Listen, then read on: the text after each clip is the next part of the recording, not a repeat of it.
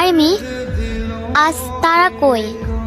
যারা বলতো বিটিএস হারাম, বিটিএস খ্রিস্টান, বিটিএস নাস্তিক ইত্যাদি, তাদেরকে বলি, আমাদের বিটিএস মেম্বাররা যখন সৌদি আরব কনসার্ট করতে গিয়েছিল তখন জিমিনের মাইকটি ছিল গোল্ডেন কালার, আর আমাদের ইসলামে ছেলেদের জন্য স্বর্ণ হারাম।